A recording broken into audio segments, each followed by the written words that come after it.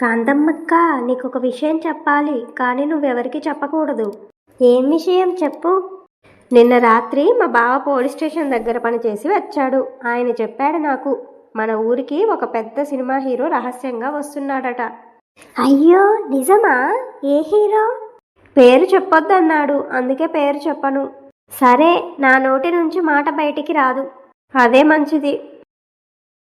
ఇంత పెద్ద విషయం నాకు ఒక్కదానికే తెలుసా? అత్తయ్య, ఎవరొచ్చారు? ఏమీ లేదు, చిన్న విషయమే. మీ ముఖం చూస్తే చిన్న విషయం లాగా లేదు. సరే, నీకు మాత్రమే చెబుతా, కానీ నువ్వు సురేష్కి కూడా చెప్పకూడదు. అంత సీక్రెటా? మన ఊరికి సినిమా హీరో వస్తున్నాడట.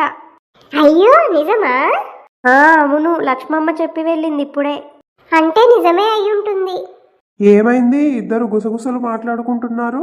నీకు చెప్పకూడదని మాట ఇచ్చా. అంటే నాకే చెప్పాలి. సరే, నువ్వు బయట ఎవరికి చెప్పొద్దు. సరే. మన ఊరికి సినిమా హీరో వస్తున్నాడట. ఏమిటి? ఏ హీరో? పేరు చెప్పలేదు. పేరు తెలియకపోతే ఎలా నమ్మాలి? లక్ష్మమ్మ చెప్పింది అంటే ఏదో విని చెప్పి ఉంటుంది. ఏరా సురేష్, ఏం విశేషం? ఏమీ లేదు.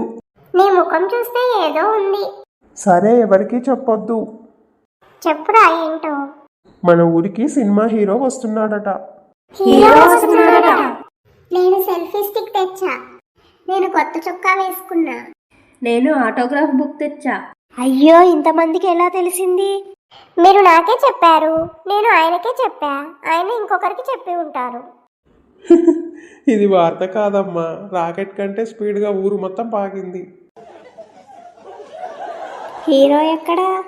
ఏ హీరో? నువ్వే చెప్పావుగా. నేను నిన్న మీ అందరినీ సరదాగా ఆట పట్టించా. అంటే అది అబద్ధమా? అవును. అదిగో, అక్కడ ఒక పెద్ద కారు వచ్చింది. అందులో నుంచి ఎవరో దిగి వస్తున్నారు. అమ్మా, ఇక్కడ కాంతమ్మ గారంటే ఎవరు? మీకేదో కొరియర్ వచ్చింది. కొరియర్ మాయా? మేమింకా హీరో వస్తున్నాడు అనుకున్నాం. ఇది హీరో కాదు, కొరియర్. కొరియర్ కి కూడా ఇంత గ్రాండ్ వెల్కమ్ ఎప్పుడూ రాలేదు.